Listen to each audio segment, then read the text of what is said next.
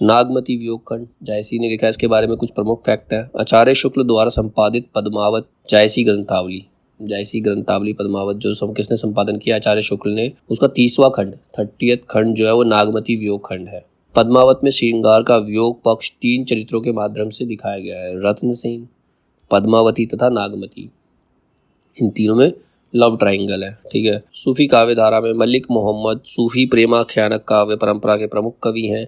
अवधी भाषा में रचित उनका महाकाव्य पद्मावत प्रतिनिधि ग्रंथ है। अब वो सबसे आगे वाला ग्रंथ है। इस ग्रंथ की रचना मलिक मोहम्मद जायसी ने 1540 ईस्वी में की थी। पद्मावत की रचना 1540 में हुई थी। इसके रचनाकार जो थे वो मलिक मोहम्मद जायसी थे। क्वेश्चन आ सकता है। इस ग्रंथ में चित्तौड़ के राजा रत्नसेन एवं सिंगलदीप की कन्या पद्मावती के प्रेम विवाह के पश्चात जीवन का मार्मिक चित्रण हुआ है। कथा वस्तु 2 भागों में वर्णित है। प्रथम भाग में रत्नसेन व पद्मावती के विवाह की चर्चा है तथा द्वितीय भाग में अलाउद्दीन की चित्तौड़ पर चढ़ाई की चर्चा है। तो ये पद्मावती तो मूवी भी है, वही स्टोरी है इसमें, राजा रत्नसेन और पद्मावती की, और जो उसमें अलाउद्दीन था उनकी स्टोरी है। इसमें दूसरे पार्ट में अलाउद्दीन का जिक्र किया गया है। डॉक्टर हरदेव बहारी की मान्यता है कि पद्मावत की कथा पर प्राकृत भाषा में रचित रतन शेखर कथा का प्रभाव है। इस पर किससे अफेक्टेड है? ये रतन शेखर कथा से अफेक्टेड है। ये अवधी भाषा में रचित महाकाव्य है। यह एक रूपक काव्य है। इसके सभी पात्र प्रतीक रूप है। रत्नसेन में साधक या जीवात्मा का स्वरूप दिखाया है। पद्मावती ईश्वर से मिलने वाला ज्ञान या बुद्धि है अथवा चैतन्य स्वरूप परमात्मा है, जिसकी प्राप्ति का मार्ग बताने वाला तोता गुरु है। उस मार्ग में अग्रसर होने से रोकने वाली नागमती संसार का जंजाल है। जो नागमती उनके बीच में थी वो संसार का जंजाल के रूप में है। राघव चेतन शैतान व अलाउद्दीन माया है। सब एक किसी न किसी रूप में उनको लिया गया है उनके अंदर। जायसी ने नागमती के विरह का विस्तृत वर्णन किया है, जो बेहद रमणीय, सुंदर व मार्मिक है। नागमती रत्नसेन की पत्नी है, जो रत्नसेन के पद्मावती की खोज में सिंगलदीप जाने पर 1 वर्ष तक पति से अलग रहने के कारण विरह वेदना भोगती है। मतलब पद्मावती से विवाह करने से पूर्व वो नागमती से विवाह कर चुका था, पहले से वो शादीशुदा था। जब वो पद्मावती को ढूंढने जाता है सिंगलदीप, तब वो 1 वर्ष तक अलग रहती है। तो उसी की वेदना को इसमें दिखाया गया है। सच यह है कि जायसी का भावुक मन नागमती के वियोग से ही अधिक रमा है। इस संबंध में शुक्ल जी की स्पष्ट धारणा है कि नागमती का विरह वर्णन हिंदी साहित्य में एक अद्वितीय वस्तु है। नागमती के विरह वर्णन की सबसे महत्वपूर्ण विशेषता यह मानी गई है कि इसमें नागमती को रानी के रूप में नहीं, एक साधारण विरह दग्ध नारी के रूप में वर्णित किया है। मतलब जो अपने प्रेमी से दूर हो चुकी है और उसकी विरह में तड़प रही है। शुक्ल जी कहते हैं, अपनी भावुकता का बड़ा भारी परिचय जायसी ने इस बात में दे दिया कि रानी नागमती विरह दशा में अपना रानीपन बिल्कुल भूल जाती है कि वो एक महारानी है और अपने को केवल साधारण नारी के रूप में देखती है। इसी सामान्य स्वाभाविक वृत्ति के बल पर उसके विरह वाक्य छोटे बड़े सबके हृदय को समान रूप से स्पर्श करते हैं। नागमती के विरह वर्णन की एक और प्रमुख विशेषता यह है कि उसका विरह केवल व्यक्तिक संयोग सुख की प्रेरणा पर आधारित नहीं है, बल्कि जीवन के लोक व्यवहारों तथा कर्तव्यों से जुड़ा हुआ है। नागमती मध्यकाल की एक हिंदू नारी है, जिसके जीवन की सारी सार्थकता उसके पति में केंद्रित है। मतलब मध्यकालीन में जो नारी की जो पहचान होती थी वो केवल उसके पति से होती थी। उसका जीवन सार्थक उसी पति के साथ ही माना जाता था। नागमती के वियोग में इस गृहस्थिक चेतना ने अद्भुत मार्मिकता का समावेश कर दिया है। अब इसे विरह वर्णन में फारसी मनस्वियों की शैली प्राय ऊहात्मक हो जाती है। ऊ मतलब दिल से आ निकलती है। ऊहात्मक का अर्थ है विरह का ऐसा अतिशयोक्तिपूर्ण वर्णन जो असामान्य होने के साथ कहीं कहीं कुरुचिपूर्ण या जुगुप्सापूर्ण होने लगता है। मतलब कहीं कहीं जिज्ञासा और कहीं कहीं बोरिंग होने लगता है। नागमती के विरह वर्णन में जायसी ने ऊहात्मकता का सहारा तो लिया है, किंतु उसे कहीं भी मजाक का विषय नहीं बनने दिया।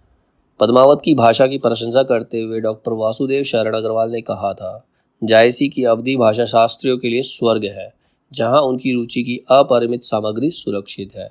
मैथिली के लिए जो स्थान विद्यापति का है, मराठी के लिए जो महत्व ज्ञानेश्वरी का है, वही महत्व अवधी के लिए जायसी की भाषा। जैसे विद्यापति मैथिल कोकिल कहे जाते हैं, मैथिली में उनका महत्वपूर्ण स्थान है, उसी तरह से अवधी में भी जायसी का एक महत्वपूर्ण स्थान है। जायसी प्रेम, प्रणयानुभूति और तसव्वुफ यानी कि आध्यात्मिकता के रचनाकार है।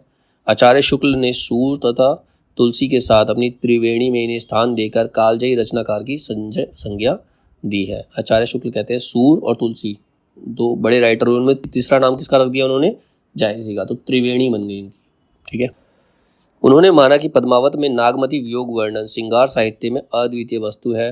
डॉक्टर विजय देव नारायण शाही ने यह स्वीकार किया कि जायसी एक लौकिक रचनाकार रहे जिन्होंने लोक संवेदनाओं को विशेष वरीयता दी है। अब है जायसी की प्रेम पद्धति। शुक्ल जी जायसी की प्रेम पद्धति के बारे में क्या कहते हैं? नागमती के विरह वर्णन के अंतर्गत वेदना का अत्यंत निर्मल और कोमल स्वरूप, हिंदू दाम्पत्य जीवन का अत्यंत मर्मस्पर्शी माधुर्य, अपने चारों ओर की प्राकृतिक वस्तुओं और व्यापारों के साथ विशुद्ध भारतीय हृदय की सहचर्य भावना देखने योग्य। मतलब उन्होंने इस तरह से इसको एक्सप्लेन किया है कि वो सुनने और देखने योग्य लगती है, और मतलब लोगों को अपनी तरफ अट्रैक्ट करती है, आकर्षित करती है। शुक्ल जी ने जायसी ग्रंथावली की भूमिका में प्रेम के 4 रूप माने हैं। प्रेम के 4 रूप होते हैं। एक होता है विवाह उपरांत, विवाह के बाद का प्रेम, पूर्व राग और अंतःपुर से संबद्ध और गुण श्रवण। 4 प्रकार के प्रेम बताए हैं इन्होंने, ठीक है। आदि से उत्पन्न प्रेम, उनके अनुसार पद्मावत प्रेम चौथे प्रकार का है। पद्मावत में जो प्रेम है वो चौथे प्रकार का है, क्योंकि राजा रतन सेन और पद्मावती दोनों तोते के मुख से एक दूसरे के संबंध में सुनकर परस्पर अनुरक्त हो जाते हैं। मतलब उनके गुणों को सुनकर उनके प्रति आकर्षित हो जाते हैं। एक तोता है जो पद्मावती को रतन सेन के बारे में बताता है और रतन सेन को पद्मावती के बारे में बताता है। वो एक दूसरे के बारे में सुनकर एक दूसरे से अट्रैक्ट होता है, उनमें प्रेम हो जाता है। तो वो है गुण श्रवण, गुणों को सुनकर उससे प्रेम। चौथे प्रकार का प्रेम इसके अंदर बताया गया है। शुक्ल जी ने मिलन से पूर्व रतन सेन के पद्मावती के प्रति मनोभाव को लोभ कहा है। जब वो उससे मिले नहीं थे तो उनके मन में एक लोभ था कि वो पद्मावती से कैसे मिलेंगे, क्योंकि वह निर्दिष्ट के प्रति ना होकर सामान्य के प्रति है। शुक्ल जी इस चर्चा से स्पष्ट है कि जायसी की प्रेम व्यंजना सर्वत्र आध्यात्मिक ना होकर अनेक स्तरों पर लौकिक हो गई है। मतलब एक धरती पर रहने वाले मनुष्य का प्रेम है वो। फिर जायसी के प्रेम की व्यंजना की विशेषताएं। प्रेम व्यंजना की विशेषताएं क्या है उसके अंदर? आचार्य शुक्ल ने जायसी की प्रेम पद्धति की 3 विशेषताओं की ओर संकेत किया है। पहली पद्धति है मानसिक पक्ष की प्रधानता, मन में ज्यादा है। भारतीय एवं फारसी पद्धतियों का समन्वय है इसके अंदर। भावात्मक और व्यावहारिक शैलियों का सामंजस्य, तालमेल। जायसी प्रेम को जीवन का पर्याय मानते हैं। प्रेम नहीं होगा तो जीवन का कोई अर्थ नहीं है। भक्ति काव्यधारा की सूफी शाखा से संबंधित जायसी अन्य भक्तिकालीन भक्तों की भांति ही जीवन व प्रेम की सार्थकता को स्वीकार करते हैं। जीवन है तो प्रेम भी होना आवश्यक है। उसकी रचनाओं में मनुष्य प्रेम का सबल चित्रण मिलता है।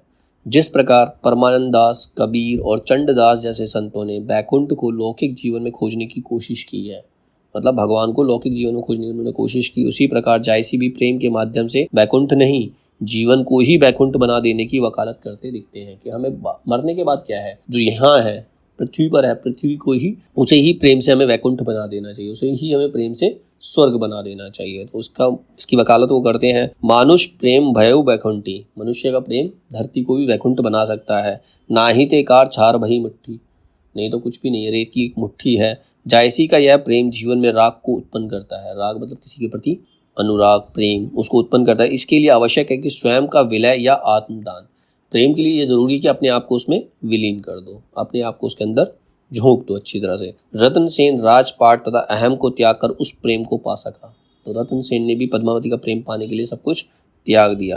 तोरे कारण प्रेम प्यारी, राज छाड़ी भयउ भिखारी, तुम्हारे प्रेम के लिए मैंने राज छोड़कर मैं भिखारी बन गया हूँ।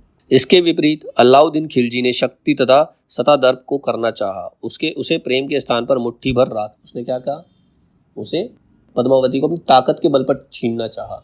मतलब रतन सेन ने सब कुछ त्याग कर उसे पाना चाहा और अलाउद्दीन खिलजी ने अपनी ताकत के दम पर रतन सेन को बंदी बनाया तो उसे प्राप्त करना चाहा। तो उसे क्या मिला, एक मुट्ठी भर राख, क्योंकि पद्मावती ने अपने आप को जला दिया। ठीक है, तो उसे राख के सिवा कुछ नहीं मिला। तो वही इस लाइन का मतलब है, जिसने राजपाट छोड़ा उसको प्रेम प्राप्त हुआ, और जिसने अपनी शक्ति का घमंड दिखाया उसे एक मुट्ठी राख प्राप्त हुई। आचार्य रामचंद्र शुक्ल ने इस प्रेम को अलौकिक प्रेम माना। उनकी मान्यता थी कि जायसी सूफी अधिक थे, कवि कम। सूफी मतलब जो प्रेम की कविताएं करते हैं वो सूफी होते, संत होते हैं। उनकी प्रेम अभिव्यंजना आध्यात्मिकता पर आधारित थी, जिसमें लौकिक प्रेम से अलौकिक प्रेम को प्राप्त करने की गूंज व्याप्त है। जब हम मनुष्य से प्रेम करेंगे तभी हम ईश्वर से भी प्रेम कर सकते हैं। हमारे जो अभी कुमार विश्वास जी ने भी कहा था कि एक व्यक्ति जाता अपने गुरु के पास कि मुझे भगवान से मिलना है, तो उसने कहा तुम्हें किसी से प्रेम हुआ? कहता नहीं हुआ। फिर पूछता तुम्हें कभी किसी मनुष्य से? कहता मेरे पास इसके लिए वक्त नहीं है। तो उसने कहा जब तू किसी मनुष्य से ही नहीं मिला तो भगवान से कैसे मिलेगा? तो वही है, भगवान को प्राप्त करना है तो पहले मनुष्य से प्रेम करना सीखना पड़ेगा। तो वही चीज़ इसमें भी बताई गई है कि लौकिक प्रेम से ही अलौकिक प्रेम को प्राप्त किया जा सकता है। जायसी के काव्य में लोक तत्व, लोक तत्व मतलब सांसारिक जीवन कैसे आता है उसके काव्य के अंदर। जायसी सूफी काव्य परंपरा के प्रसिद्ध कवि हैं। इनकी 3 प्रसिद्ध रचनाएं हैं, अखरावट, आखिरी कलाम और पद्मावत। 3 मेन इंपॉर्टेंट इनकी रचनाएं हैं। पद्मावत उनके यश का आधार है। पद्मावत की वजह से उन्हें यश प्राप्त हुआ, उन्हें नाम हुआ, उनका नाम हुआ, वो पॉपुलर हुए पद्मावत की वजह से। जायसी मुसलमान थे, परंतु उन्होंने हिंदू त्योहारों जैसे होली, दीपावली आदि का वर्णन किया है। इस प्रकार वे हिंदू पौराणिक कथाओं की चर्चा करते हुए राम, कृष्ण, अर्जुन आदि के बारे में बताते हैं। हिंदी कवियों में एकमात्र जायसी ही ऐसे कवि हैं जिन्होंने समुद्र का वर्णन किया है। पुराणों में उल्लेखित 7 समुद्रों का वर्णन जायसी ने पद्मावत के किया है। राजा रतन सेन प्रेम मार्ग पर दृढ़ था, जिसके परिणाम स्वरूप वह शार समुद्र, शीर समुद्र, उदधी समुद्र, सुरा समुद्र, किलकिला समुद्र को साहस पूर्वक पार करके 7वें समुद्र मानसर में आ पहुंचता है। मतलब वो पूरे 7 समुद्र पार करके अपने प्रेम को पाने के लिए चाहता है। उपयुक्त 7 समुद्रों में से 5 तो पौराणिक मान्यता के अनुरूप हैं, शेष 2 मानसरोवर और किलकिला पूर्णतः लोक कथाओं में आते हैं। विवाह के दौरान अटारियों पर चढ़ी स्त्रियों का दूल्हे को देखना भी लोक तत्व का उदाहरण है। जब कोई बारात जाती है तो लोग अपनी छतों पर चढ़ के देखते हैं, दूल्हे को देखने का प्रयास करते हैं, तो ये लोक तत्व का ही एक उदाहरण है। लोक तत्व को ध्यान में रखकर ही ऐसे दृश्य जायसी ने पद्मावत में रखे हैं। जायसी का प्रकृति वर्णन, उन्होंने प्रकृति का किस प्रकार से वर्णन किया। जायसी ने प्रकृति का विभिन्न रूपों में वर्णन किया है। पद्मावत में वन, नदी, वाटिका, समुद्र, उत्सव, पर्व, वस्त्राभूषण, भोज्य सामग्री आदि का वर्णन मिलता है। यहाँ जायसी ने विभिन्न रूपों में प्रकृति का वर्णन किया। इस प्रकार सूफी काव्य धारा के इस महाकवि की काव्य कला अत्यंत व्यापक थी। लौकिक प्रेम के माध्यम से अलौकिक प्रेम की व्यंजना करते हुए उन्होंने हिंदी कवियों में अपना महत्वपूर्ण स्थान बनाने में सफलता प्राप्त की है। वर्षा ऋतु का आगमन कितना सुखकर है। जब वर्षा ऋतु आती है तो प्रेमियों के मन में सुख होता है उन्हें। पावस का समय पति पत्नी के इस सुख को और अधिक द्विगुणित कर देता है, मतलब बहुत और बढ़ा देता है, डबल कर देता है। पद्मावत चाहत ऋतु पाई, गगन सोहावन भूमि सोराई, चमक बीजू बरसे जल सोना, दादुर मोर सबद छुटी लोना, रंग राती प्रीतम संग जागी, गरजे गगन चौकी गर लागी, शीतल बूंद ऊंच चौपारा, हरियर बस देखई संसारा। इसी प्रकार पावस ऋतु विरह अवस्था में नागमती की वियोग वेदना और अधिक प्रज्वलित कर देती है। जब प्रेमी और प्रेमिका साथ हैं तो उनके प्रेम को ये डबल कर देती है। तो उसी प्रकार से जब प्रेमी और प्रेमिका अलग है तो उनकी विरह वेदना को भी ये 2 गुनी कर देती है। वर्षा ऋतु जो होती है वो और ज्यादा उनको पेन होता है उस समय। चढ़ा अषाढ़ गगन घट गाजा, साजा विरद धुंध धल बाजा, खड़गी बिजु चमके चहु ओरा, बूंद बान बरसही घनघोरा। मतलब बादलों की गूंज सुन के, बरसात की आवाजें सुन के जो नागमती का विरह है वो और ज्यादा बढ़ जाता है, और जो साथ में है उनका प्रेम डबल हो जाता है। ठीक है, तो ये वर्षा ऋतु का, ये प्रकृति का उन्होंने वर्णन किया, प्रकृति को प्रेम से रिलेट किया है इन्होंने। फिर आता है इसका आलम्बन रूप। आलम्बन रूप में क्या है, इसमें प्रकृति के आलम्बन रूप के अंतर्गत प्रकृति 2 रूपों में सामने आई है। प्रकृति के 2 रूप है। एक तो कवि ने बिंब ग्रहण प्रणाली के आधार पर प्रकृति के संश्लिष्ट और बिंब ग्राही चित्र प्रस्तुत किए हैं। दूसरे नाम परिगणन प्रणाली को अपनाकर प्राकृतिक वस्तुओं केवल नाम ही गिना दिए हैं। जैसे प्रकृति के भव्य रूप की झांकी अंकित करते हुए जायसी ने मानस रोदक का अत्यंत रस्य वर्णन प्रस्तुत किया। उसमें खिले हुए कमल, सुंदर घाट, मनोरम सीढ़ियाँ, निर्मल जल, पुष्पों की सुगंध अत्यंत मनमोहक है। तो ये प्रकृति का एक सुखकर वर्णन है जिससे सुख प्राप्त होता है। ठीक है, मन सदोरक बरनो काहा, बरा समुद्र अस अतीस अवगाही, पानी मोद असी निर्मलतासु, अमृत आनी कपूर सुवासु, लंक दीप के सिला अनाई, बांधी सरवर घाट बनाई, खंड खंड सीढ़ी भई गरेरी, उतरई चढ़ई लोक चहुफेरी, फूला कंबल रहा हुई राता, सहस सहस पखुरिन कर छाता।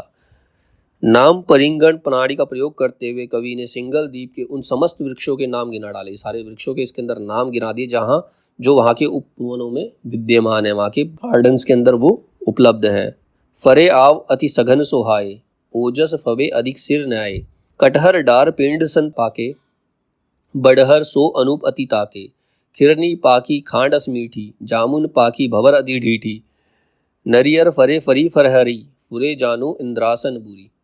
तो इन्होंने उसके बारे में, प्रकृति के बारे में ही अपने श्लोकों में बताया है। इसके बाद है प्रतीकात्मक रूप। उन्होंने हर चीज़ को एक प्रतीकात्मक रूप में ही एक्सप्लेन किया है। इसमें जायसी ने प्रकृति के विभिन्न उपादानों को प्रतीक एवं संकेत के रूप में ग्रहण किया है। सिंगलगढ़ को कवि ने परम धाम या ब्रह्मलोक का प्रतीक माना है। सिंगलगढ़ जहाँ पर पद्मावती है, जहाँ पर रतन सेन जा रहा है, तो वो एक ब्रह्मलोक की तरह है, मतलब स्वर्ग है, वो परम धाम है, वो पृथ्वी का कोई हिस्सा नहीं है। एक स्थल पर कवि ने सिंगलगढ़ को शरीर का प्रतीक बनाया है और हठयोग की साधना से उसका संबंध जोड़ते हुए 9 पोरी, 5 कोटवार, 10 द्वार, कुंड, सुरंग आदि को क्रमशः नव चक्र, पंच प्राण, सहस्रार चक्र में स्थित ब्रह्मरंध्र, नाभि, सुषुम्ना नाड़ी आदि के प्रतीकों के रूप में चित्रित किया है।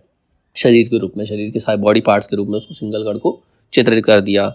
9 पोरी ते ही गढ़ मझियारा, होता फिराहे 5 कोटवारा, 10वें द्वार सुपूत इक ताका, अगम चढ़ावा बाट सुठी पाका, गढ़तर कुंड सुरंग ते ही माहा, तह वह पंथ कहो तो ही पाहा। मानवीकरण के रूप में इन्होंने इसमें जहाँ प्रकृति एक मानव की भांति क्रियाकलाप करते हुए चित्रित की जाती है, मतलब जो प्रकृति है, जो नेचर है, इंसान की तरह रिएक्ट कर रही है, तो जब प्रकृति में चेतना, संवेदना तथा भावना को आरोपित कर दिया जाता है तो वह वर्णन प्रकृति का मानवीकरण कहलाता है। मतलब जब वो मानव की तरह बिहेव करने लगती है प्रकृति, नेचर जो होता है, तो उसका मानवीकरण हो जाता है वो। जायसी ने पद्मावत के एक स्थल पर मानव की भांति चेष्टाएं करते हुए दिखाया है। भा निर्मत तिन पायन पर से, भा शीतल ते तपनि बुझाई। फिर संदेश वाहक के रूप में प्रकृति क्या है, एक संदेश वाहक भी है, मैसेंजर। इसमें जायसी ने प्रकृति को संदेश वाहक दूत के रूप में भी अंकित किया है। कवि ने एक पक्षी को नागमती का संदेश लेकर सिंगल द्वीप में भेजा है और उसका संदेश पाकर राजा रतन सिंह चित्तौड़ आने के लिए बाध्य हो जाता है।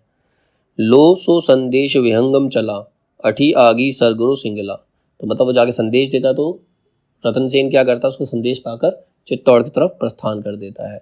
फिर आता है जायसी की काव्य कला। जायसी सूफी काव्य धारा के प्रतिनिधि कवि हैं। उनका महाकाव्य पद्मावत अवधी भाषा में एक उच्च कोटि का साहित्यिक ग्रंथ है, जिसमें जायसी ने अपनी उर्वर रसात्मकता का अद्भुत समन्वय किया है। जायसी का पद्मावत कई दृष्टियों से एक उल्लेखनीय महाकाव्य माना जाता है। फिर आता है सौंदर्य निरूपण। सौंदर्य का किस प्रकार से इन्होंने निरूपण किया है। जायसी ने पद्मावती के रूप सौंदर्य का सुंदर निदर्शन किया है। वह अलौकिक सौंदर्य से युक्त एक ऐसी युवती है जिसके रेशमी केश काले काले सर्पों की भांति है, मतलब उसके बाल जो है काले नागों की भांति है। जब वह अपने जूड़े को खोलकर बाल झाड़ती है तो केशों की श्यामता, मतलब उसका कालापन के कारण सर्वत्र अंधकार हो जाता है। इस प्रकार से उन्होंने वर्णन किया है। भंवर केश वह मालती रानी, विसर्ज लोहरी अदरानी, बेनी छोरी झारू जोवारा, सरग पतार हुई अंधियारा। मतलब जब अपने जूड़े को खोल करके अपने बाल झाड़ती है तो समय पूरे ही लोक में अंधियारा छा जाता है। जायसी ने नायिका के नक्शिक सौंदर्य का अलंकारिक वर्णन किया है। उनके उपमान पारंपरिक भले ही हो, उपमान जो है मतलब जो उन्होंने यूज किए हैं, उपमान यूज किए हैं, उसकी प्रशंसा के लिए जो उपमान यूज किए पारंपरिक है, पुराने जमाने चले आ रहे हैं, किंतु सौंदर्य वर्णन में नवीनता परिलक्षित हो रही है। उन्होंने उसको यूज इसलिए इस प्रकार से किया है कि वो नया सुंदर नया दिखाई पड़ता है। फिर आता है वस्तु निरूपण। सूफी काव्य में अनेक प्रकार के वस्तु वर्णनों द्वारा मानवीय ज्ञान में अभिवृद्धि की गई है। पद्मावत में वस्तु वर्णनों की बहुलता है। उसमें वन, उपवन, खा सामग्री, समुद्र वर्णन, उत्सव, लोकाचार, यात्रा, सकून, जल क्रीड़ा, नक्षिक वर्णन आदि का विस्तार से निरूपण किया गया। हर चीज का निरूपण किया गया है। जायसी का युद्ध वर्णन अन्य सभी वर्णनों की अपेक्षा अधिक मर्मस्पर्शी एवं संजीव है। वर्म से तो हृदय को छू लेता है। दोनों सेनाओं के आक्रमण, हाथियों की गर्जना, विभिन्न अस्त्र शस्त्रों का संचालन, रुनगुंडों का पृथ्वी पर गिरना, कबंदों का चक्कर काटना आदि का रोमांचक वर्णन उन्होंने किया है। इसमें गौरा और बादल की स्टोरी भी आती है पद्मावती के अंदर। जब उसका सर कट गया था तो भी उसके धड़ ने कई सैनिकों को मार दिया था गौरा के। अब है प्रकृति निरूपण। जायसी ने प्रकृति एवं उद्दीपन का रूप का प्रमुखता से निरूपण किया है। बिंब ग्रहण प्रणाली के आधार पर प्रकृति के रम्य एवं संश्लिष्ट चित्र उसमें प्रचुरता से प्रस्तुत किए हैं। उदाहरण दे रखा है इसमें। मानस रोदक बरनो कहा, भरा समुद्र अस अति अवगाहा, पानी मोती असी निर्मल तासु, अमृत आनी कपूर सुबासु। मानस रोदक का वर्णन करते हुए कवि ने उसके रमणीक रूप का सुंदर चित्र प्रस्तुत किया है। फिर है रहस्यवादी भावना। जायसी ने भावात्मक एवं साधनात्मक रहस्यवाद का समावेश अपने काव्य में किया है। वह ये मानते हैं कि परमात्मा रूपी प्रियतम हृदय में ही है, किंतु कौन है जो उससे मेल करा दे। पिय हृदय में भेंट ना होई, कोरे मिलवी कहो के ही रोई। मतलब जो हृदय में है उससे कौन मिलाएगा, उसका पता नहीं मालूम। कहीं कहीं समाशोक्ति के माध्यम से भी उन्होंने आध्यात्मिक अर्थ की व्यंजना की है। परमात्मा की छवि संपूर्ण संसार में व्याप्त है। सृष्टि की सारी सुंदर वस्तुएं उसी के सौंदर्य की छाया है। मानस रोदक खंड में उसकी अभिव्यक्ति निम्न पंक्तियों में हुई है। नयन जो देखा कंबल वाह निर्मल नीर शरीर, हसत जो देखा हंस भी दसन ज्योति नगहीर। अब है भाव एवं रस निरूपण। भाव और रस निरूपण कैसे है। जायसी का पद्मावत यद्यपि श्रृंगार रस प्रधान काव्य है तथापि उसमें अनेक भावों एवं रसों का निरूपण किया गया है। नायिका के सौंदर्य चित्रण में तथा नायक नायिका के मिलन प्रसंगों में तो रति का पूर्ण परिपाक ही हुआ है। रति मतलब जो कामदेव की पत्नी है उसको पद्मावती के रूप में दिखाया है। साथ ही युद्ध वर्णनों में वीर रस का पूर्ण परिपाक हुआ है। जायसी ने लौकिक प्रेम के माध्यम से अलौकिक प्रेम की व्यंजना की है। उनका वियोग वर्णन उच्च कोटि का है जिसमें हृदय की पीड़ा की मार्मिक अभिव्यक्ति हुई है। पियसो कहूँ संदेशड़ा है भोरा है काग, सो धनी बिरह जरी मुई, तेहिक धुआं हम लाग। मतलब वो भोरों से कौओं से सबसे कह रही है कि पिया को मेरा संदेश कौन पहुंचाएगा, मेरे हृदय में जो आग लगी है उसका धुआं उन तक कैसे पहुंचेगा। फिर आता है अलंकार निरूपण। अलंकार निरूपण किस प्रकार है इसमें, जायसी ने शस्य मूलक अलंकारों, उपमा, रूपक, उत्प्रेक्षा, प्रतीक, व्यतिरेक, रूपातिशोक्ति आदि का अधिक प्रयोग किया है। इसके अतिरिक्त अनियोक्ति और समासोक्ति का भी प्रयोग पद्मावत में किया गया है। उनकी अलंकार योजना काव्य को रमणीयता प्रदान करने के साथ साथ भावों के उत्कर्ष में भी सहायक सिद्ध हुई है। रमणीयता मतलब उसको और ज्यादा रोचक बनाने के लिए। जैसे उदाहरण दे रखे रूपक अलंकार का उदाहरण है, खड़ग बीजू चमके चहु ओरा, बूंद बान बर सही घन घोरा। खड़ग जैसी बिजली मतलब तलवार रूपी बिजली हर जगह चमक रही है। ठीक है। उपमा अलंकार, जब किसी को किसी रूप में लिया जाता है तो वो रूपक अलंकार होता है। उपमा अलंकार में भोर केश वह मालती रानी, बिरहरी लुरे लेही अर्धानी। भोर केश मतलब नाग के रूप में उसने केशों को माना है। मालती रानी मतलब पद्मावती के जो केश हैं उनको नागों की संज्ञा दी गई। ठीक है। छंद योजना, जायसी ने दोहा चौपाई छंद का प्रयोग पद्मावत में किया है। इति वृत्तात्मक वर्णनों के लिए यह छंद सर्वाधिक उपयुक्त माना गया है। जायसी के चौपाई तथा दोहा छंद में शास्त्रीय नियमों का उल्लंघन कई स्थानों पर मिलता है और उसमें वह शास्त्रीयता दिखाई नहीं पड़ती जो रामचरित में प्रयुक्त दोहा चौपाइयों में उपलब्ध होती है। जायसी के 7 अर्दालियों के बाद एक दोहे का विधान किया गया है।